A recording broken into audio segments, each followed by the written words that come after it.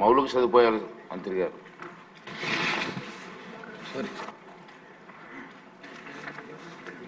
అధ్యక్ష, మొదటి ప్రశ్నకు జవాబు నిర్మాణం, నిర్వహణ, వాటా మరియు బదిలీ BOTST ప్రాతిపదికపై PPP విధానం కింద Messrs Krishnapatnam port company limited KCPL రాయితీదారుతో 17/9/2004 తేదీన కృష్ణపట్నం పోర్ట్ రాయితీ ఒప్పందాన్ని కుదుర్చుకోవడం జరిగిందయ్యా. రాయితీ ఒప్పందం ప్రకారం ఓడరేవు రాయితీ కాలం వాణిజ్య కార్యకలాపాలకు 30 సంవత్సరాలు అంటే 23/2009 నుండి 19/3/2039 వరకు అధ్యక్ష. వాణిజ్య కార్యకలాపాలలో 23/2009 తేదీ ప్రారంభమయ్యాయి. అందువలన ఒప్పంద కాలం 19/3/2039 వరకు ఉంది అధ్యక్ష.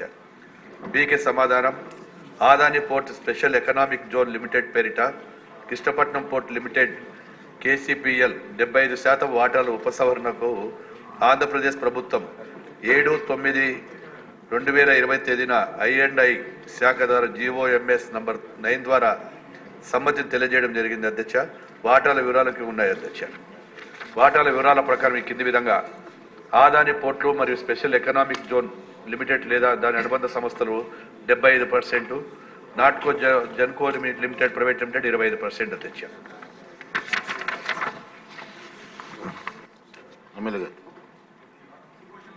ప్రతిష్టాత్మకమైన ఆంధ్రప్రదేశ్లోనే ఒక ఇంపార్టెంట్ పోర్టు పతనం అయిపోయిన అంటే కంటైనర్ పోర్ట్ అధ్యక్ష, ఎగుమతులు దిగుమతులు జీరో చేసేసారు.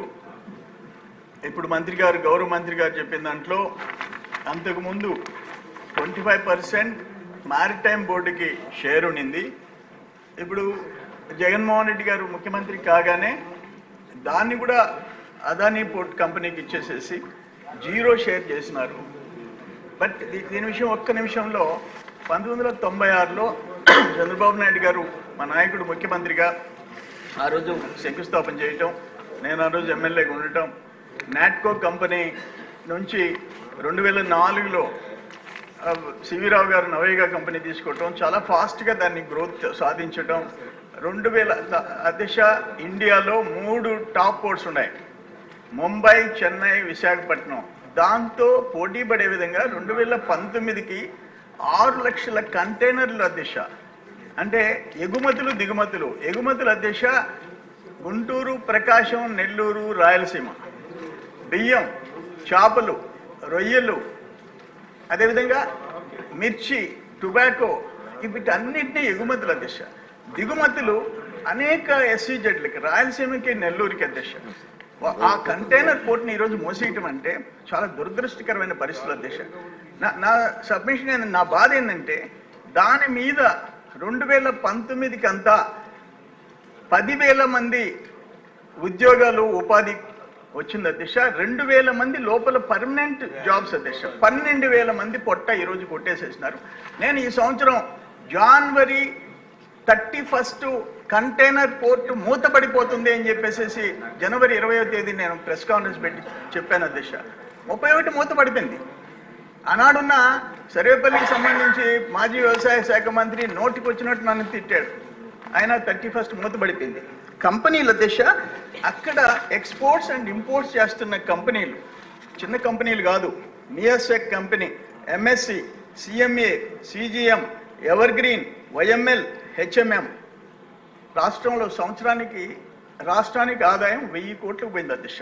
ప్రత్యక్ష పన్నులు కానీ ఆ టర్నోవర్ ఆఫ్ ద గూడ్స్ మెల్లి టర్నోవర్లో వచ్చిన దానికి కానీ 1000 కోట్లు ఆదాయం పోయింది. 10,000 మంది పొట్టగొట్టేసేసారు. 2,000 మందిని పర్మనెంట్ ఎంప్లాయీస్ని అదానీ గారు బయటికి ట్రాన్స్ఫర్ చేసుకున్నారు. నేను ఒకటే కోరుకున్నాను అధ్యక్ష, 6,000 ఎకరాలు ఆ పోర్టుకి మేము ఇచ్చాం. మా రైతు బిడ్డలు ఇచ్చారు, గ్రామాల నుంచి తరలిపినారు. దాన్ని బేస్ చేసుకొని 6,000 ఎకరాలు కృష్ణపట్నం పోర్ట్ SEZ, దాన్ని బేస్ చేసుకొని 2,600 ఎకరాలు రిలయన్స్ థర్మల్ పవర్ ప్రాజెక్ట్. అది కాకుండా మ్యాన్కూర్ SEZ, శ్రీ సిటీ SEZ, ఇక్కడ కిసాన్ SEZ 2,300 ఎకరాలు, వేల ఎకరాల దిశ.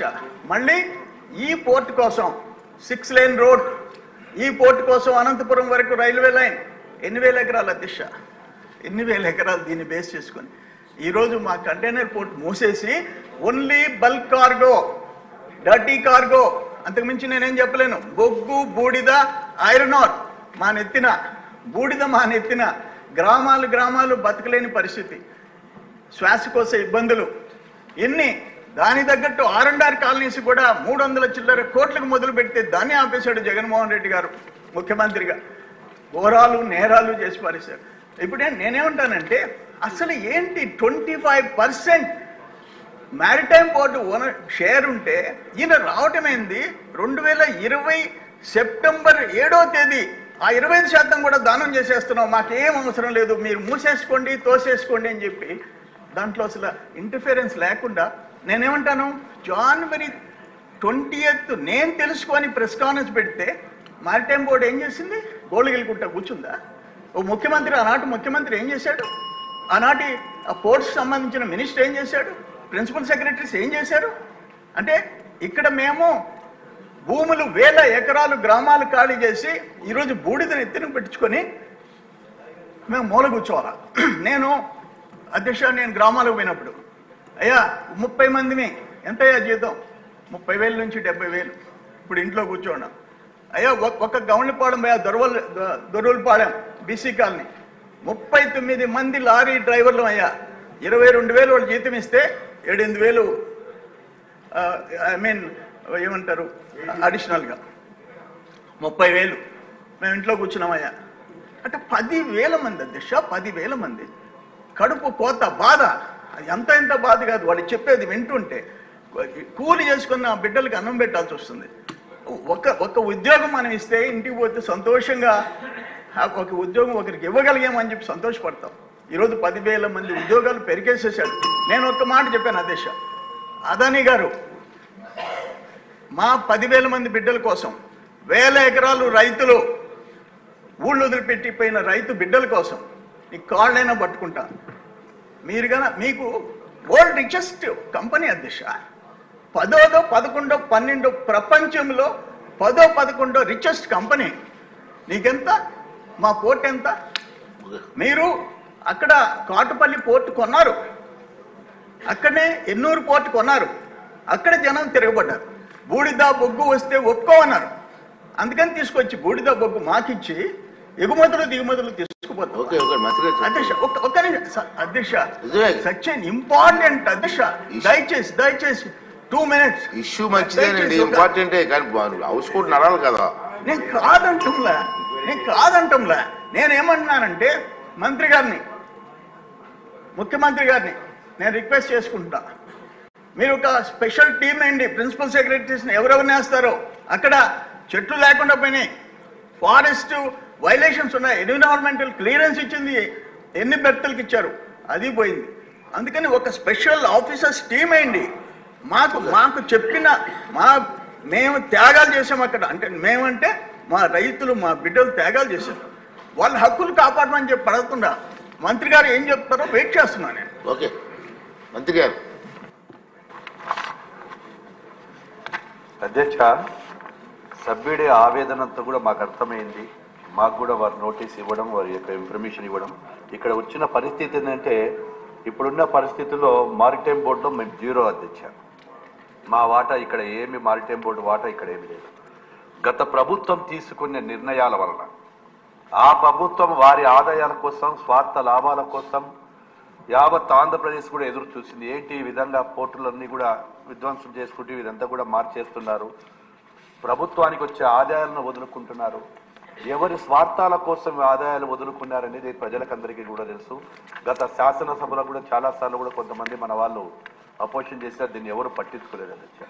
ఈరోజు సభ్యులు చంద్రమోహన్ రెడ్డి గారు చెప్పినట్లు వాటి మీద ఏవైతే క్వార్జు, స్లాబ్, ఎర్రమిరపకాయలు ఇవన్నీ కూడా ఉన్నాయో గత 4 సంవత్సరాలు మన దగ్గర నుంచి మంచి మంచి వస్తువులు కూడా అయ్యేటివి.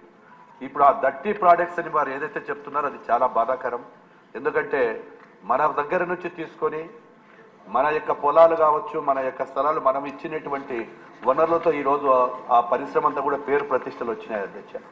పేరు ప్రతిష్టలు వచ్చిన తర్వాత ఏదైతే ప్రభుత్వానికి రావాల్సినటువంటి రాయితీలు తగ్గిపోయాయి, 0%కి వచ్చాము. అందువలన అక్కడ నిరుద్యోగ సమస్యలు కూడా రావడం జరిగింది. ఏదేది ఏమైనా కానీ కూడా వారి ఆవేదన తీసుకొని ఖచ్చితంగా మా అధికారులకు తెలియజేసి ఏదైనా ఒక కమిటీని వేసి కానీ ముఖ్యమంత్రి గారి దగ్గరికి కూడా తీసుకెళ్లి గౌరవ ముఖ్యమంత్రి గారికి సలహాలు సూచనల మేరకు వాటన్నిటిని కూడా మేము తీసుకొని వెళ్తాం అధ్యక్ష. ఎందుకంటే దీనివల్ల కోట్లాది రూపాయల గతంలో వచ్చేటిదంతా కూడా ఈ ఒప్పందం వల్ల షేర్ అయిపోయిన తర్వాత ఆ యొక్క వనరులు మనకు రాకుండా పక్క రాష్ట్రమైనటువంటి తమిళనాడుకు వెళ్తా ఉన్నాయి అధ్యక్ష. దాన్ని మళ్ళీ ఏ విధంగా మళ్ళీ మొదటి దానికి ఏ విధంగా తీసుకోవాలి చర్యలు, ఈ యొక్క ప్రభుత్వానికి నష్టం లేకుండా ఖచ్చితంగా కూడా వారు చెప్పినటువంటి కూడా చర్యలు తీసుకొని ప్రభుత్వం ద్వారా వారికి నివేదిక కూడా అందజేస్తామని తమ ద్వారా తెలియజేస్తాము. ఖచ్చితంగా మన ప్రభుత్వం ఈరోజు ముఖ్యమంత్రి గారి దృష్టికి తీసుకెళ్లి వీరు చెప్పినటువంటి అన్ని వివరాలను కూడా తెప్పించుకొని వారికి నివేదిక ఇస్తామని చెప్పి తెలియజేస్తున్నాను అధ్యక్ష. Question number 110